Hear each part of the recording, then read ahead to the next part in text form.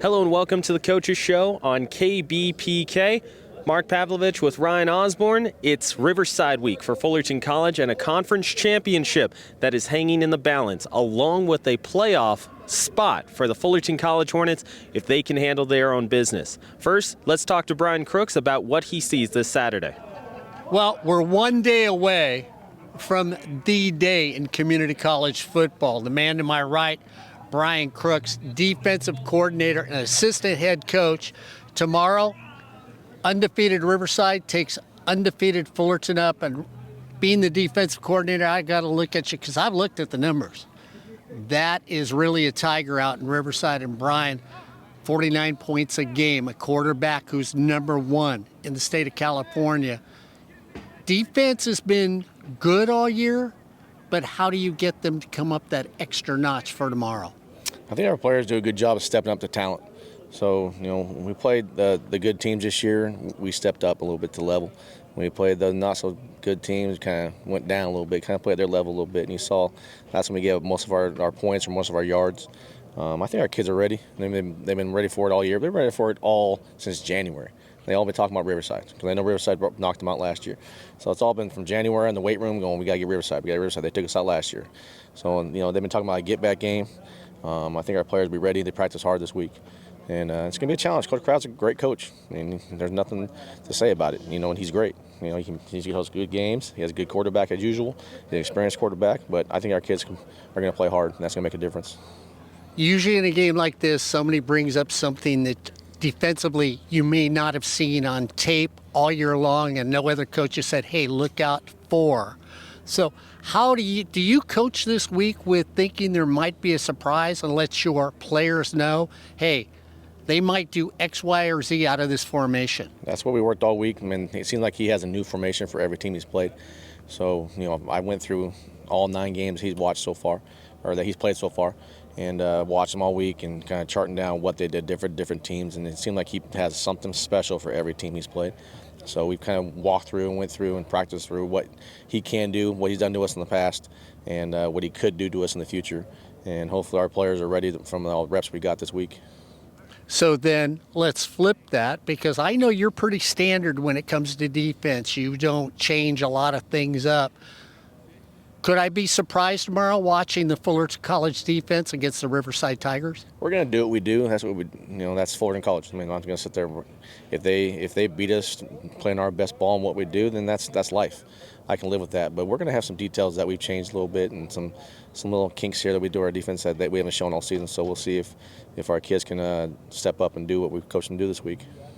It's the end of the season. I know you've talked with Ryan Osborne, the host of the Coaches Show here on KBPK, and you've talked to Corey Nalen, and they always bring up players of the games and things like that. But when we break down all 3 aspects, the defensive line, the linebackers, defensive backs, season's coming to an end, what group do you look at and say, that's the group that has just astounded me and has kept us in all these football games? It's up front. It's always up front, and that's where our defense is. D-line and linebackers, the front 7 is what helps out. Our DBs were the ones that had less experience back there. We only had one really returner that played last year. But our defensive backs have stepped up this year too. You see the interceptions we have. We're up in the conference on our interceptions, and they do a lot. We put in a lot of situations where they're in a lot of man coverage and taking away them inside and catch technique. But our front 7 is the one that gets after it and makes their life a little easier. You saw last week in Saddleback when we got hit on that long pass. That was because our D-line, front 7, did not get a good blitz and left our DB hanging for too long. You can't do a pump and then throw on our green. If that's done, that's too much time. So, it's going to be up to our front 7, especially our linebackers, because they're going to be in there for the run, they're going to be there for the pass. And now Coach Kraft likes to do a lot of things to hurt the linebackers. So it's going to be them stepping up and trusting their eyes to what's going to go on tomorrow. So we'll see this Saturday as Riverside takes on Fullerton. And I'm not going to go to the scenario, hey, the team that doesn't win has a possibility. It comes down to the whole thing, Brian. It's win or go home. And I know there's a flip side to this, but you've got to be preaching to all your players. It's win or go home. That's all we've been preaching. It's a playoff game from here on out. It's been that way Last week was a playoff game. And I think we had to get Saddleback out. Now this is another playoff game. It's win or go home. You don't trust other teams. You try to take care of your own business. And we have everything in our hands, and if we win, we're good. If we lose, then we got to rely on someone else, and we don't want to put that in that situation. So it's been all win this week. We got to win this game and be conference champs, and let's go to the playoffs. Well, that's what they've done all year long so far. Brian, the best of luck tomorrow. We're going to be out there doing old-fashioned commentary tomorrow. We're going to be back on the radio. But you know what? I don't know who's going to be keeping me calmer, either Ryan Osborne or Corey Nalen, because they're going to watch me flinch more than one. I will tell a story, though. The young man behind the camera at a championship game actually went on the floor and couldn't speak because the game was that close. So it might be me picking him up. Best of luck tomorrow. Another great season here at Fullerton College. Appreciate it. Appreciate you guys, too. Thank you. Thank you. Brian Crooks, defensive coordinator and assistant head coach for your Fullerton College Hornets. So you just heard Mark talk to Brian Crooks. And Mark, when you look at Fullerton this Saturday, we'll get to what could happen across Southern California in a minute. But most importantly, it is a de facto conference championship. The winner of this game goes right to the playoff. Yeah, and I think the thing that's interesting is that I know every time we've talked, be it on the air at a football game or doing the coach's show or just upstairs, I've always said defense is going to win it. Defense is going to win it. I had Brian with me. I'm flipping my philosophy this week. Nunez has to get out hot, quick, and smooth. And our wide receivers, well, if I had Eli Pleasant out there or maybe a Mr. Grossman, I'd feel really, really good about this game. I know that we've had some wide receivers that have looked good, but they need to be dynamite. And, Garnett Davis III, I've been waiting all season long. I know he's not going to be Mr. Bird that we've had on our teams before, but I think our running backs need to come up big tomorrow.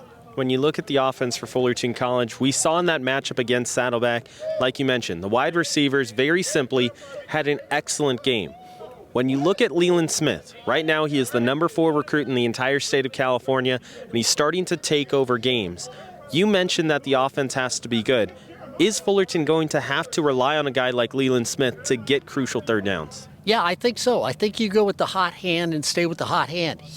When you watch him catch a football, he catches it with his hands. You know how much I appreciate that. And I think once Brandon gets out there, gets comfortable really quick, then they're going to throw it. Do I imagine there's going to be some chicanery by both teams tomorrow and we're going to see things we don't normally see? Yeah. Fullerton needs to make theirs functional, and Brian Crooks' defense says to Tom Kraft, sorry, you can't trick us more than once. We're going to stop you the rest of the way. In staying with the offense, you go to that running back core that you're talking about. Vakapuna, in addition to Garnett Davis III, both of them have to be good on Saturday, so that way Nunez has the opportunity to throw. When you look at this running game for Fullerton, how do they get themselves going, not just with Vakapuna, but also getting Garnett Davis III into some open space? Well, I'd like to get Garnett Davis III out there and I know it's not a run play, but Corey Nalen will say it's a run play. I'm going to put him out in the flat. I'm going to get a guard out in front of him. I may take our big tight ends because not only can they catch, but they can block. Throw him out in front of him, give him a crease, and he's gone for 67 yards and a touchdown. Called it right now. 67-yard pass play to Garnett Davis III for a touchdown that might be the decisive play against the Riverside Tigers. Now we bring it back to Brian Crooks' staff. You just talked to him a few moments ago, and one thing that he mentioned that I thought was interesting is that there's a Fullerton College way of playing defense, and if they can't establish their own game plan, well, it doesn't really matter what the other team does if they can't get themselves onto the same page. You look at this defense for Brian Crooks. The front seven has been excellent, but on Saturday, very simply, they might have to play their best game of the season. Oh, Ryan, I'm not going to disagree with you. I don't think if they can't get after the quarterback, if our defensive backs try to be the cherry pickers they've been all season long, but miscalculate, we might be looking at each other at halftime discussing where we're going to go for lunch. I know you got a hockey game later. You might be texting everybody saying, I'm showing up early, and Corey and Gabby might be downstairs packing the car. You look at the defensive backs for Fullerton so far this year, that defensive backing core has been top 15 in the state in terms of takeaways, in terms of pass breakups as well. But you've seen it, Mark, where, like you mentioned, they try and go out there, be a ball hawk, and get that football. But when they miss, it turns into an enormous play. You're not just looking at 20, 30 yards. You're looking at 60, 70 yards type of touchdowns that they give up. When you look at the number one quarterback in the state with Riverside City College, second year in a row that they've had that, for Fullerton's defensive backs, they have to dial into what Phil Austin has always told us. They have to be technical. They can't just rely on their athleticism. Yeah, well, I mean, yak's got a lot to do with how good a quarterback looks, as you know, because you follow the game.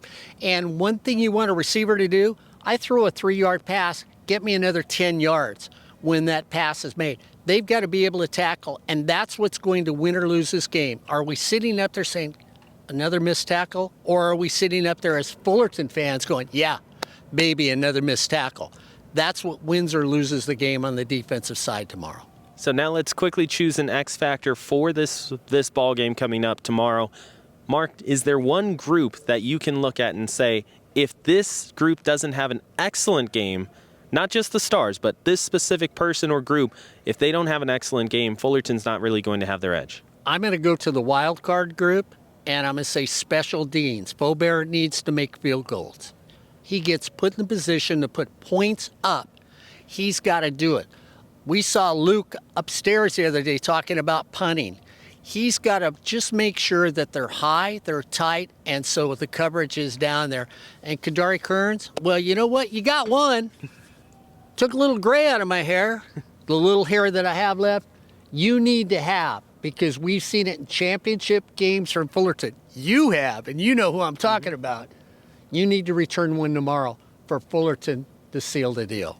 On my end, Mark, I have the offensive line for Fullerton College. Very simply, that defensive line is excellent for Riverside City College. You looked at a guy just yesterday who was sitting at 19.5 tackles for loss, 7.5 sacks overall that they have from defensive tackles to defensive ends. That front four for Riverside City College can get to the quarterback, and they do it really successfully.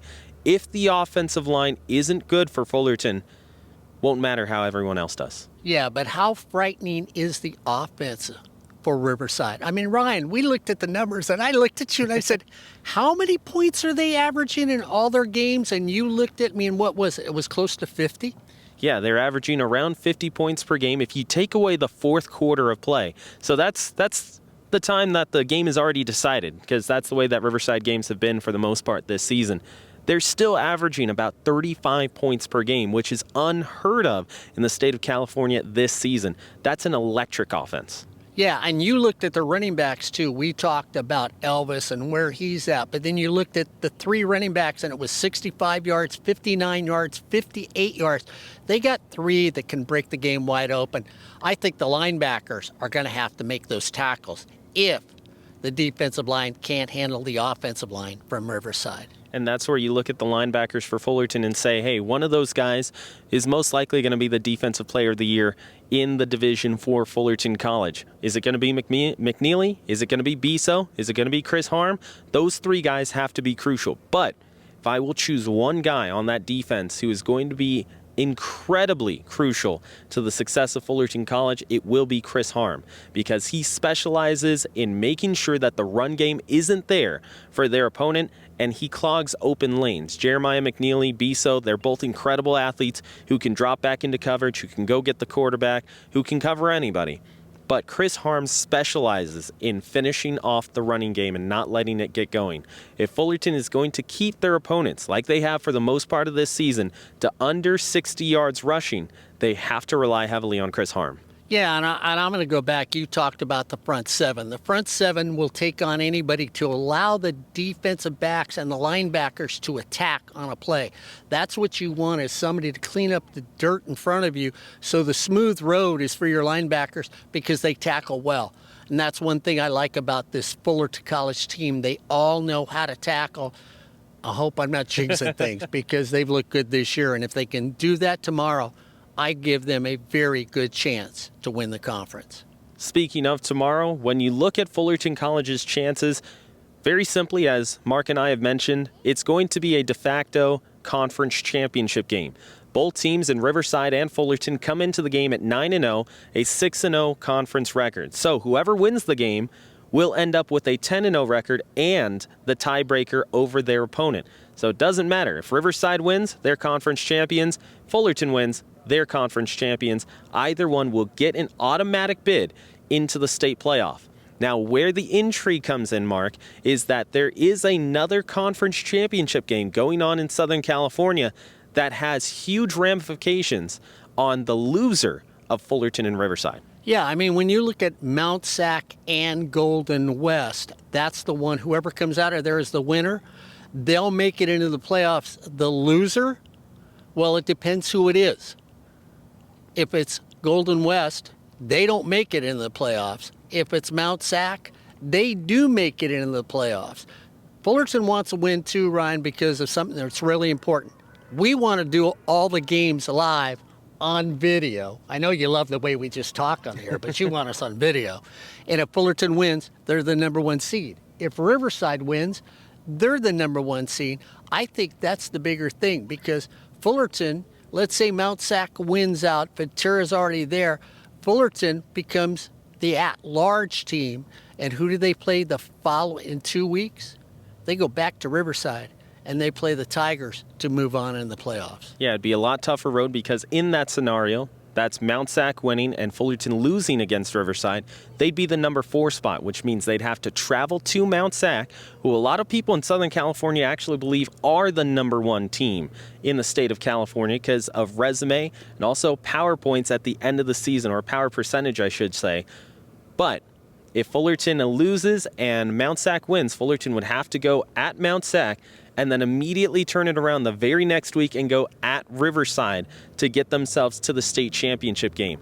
Fullerton wins, they go and they have the easier road, in quotation marks, because they will host Ventura. Ventura has essentially locked themselves into the number 3 spot, and they will visit whoever is the number 2 spot. So, once again, just breaking all this down, lots of mumbo-jumbo between the both of us, but it all boils down to the winner of Fullerton Riverside will go to the state playoff with an automatic bid. The loser of Mount Sac and Golden West decides what happens to the loser of Fullerton and Riverside. If Mount Sac wins their conference championship, the loser of Fullerton or Riverside will go to the state playoff and be the number 4 seed. If Golden West wins their conference championship, doesn't matter what Fullerton and Riverside do, Mount Sac will be in the in the state playoff in Southern California. So, a little bit of scoreboard watching, but most importantly, Fullerton has to be able to take care of their own business, as you heard from Brian Crooks just a few moments ago. That's going to wrap it up for us here on the Coaches Show for this week. A big-time conference championship game coming up tomorrow, a 12 p.m. matchup where SportsNetUSA.net, our sister station, will have the audio coverage of that with Mark Pavlovich as the play-by-play guy, Mr. Corey Nalen, Title IX, as your color commentator, and myself also on the air with each of us. So Fullerton, Riverside, tomorrow at 12. Don't forget to tune in to SportsNetUSA.net. For Mark Pavlovich, we want to thank Brian Crooks for joining us. I'm Ryan Osborne. You've been watching The Coaches Show on KBPK.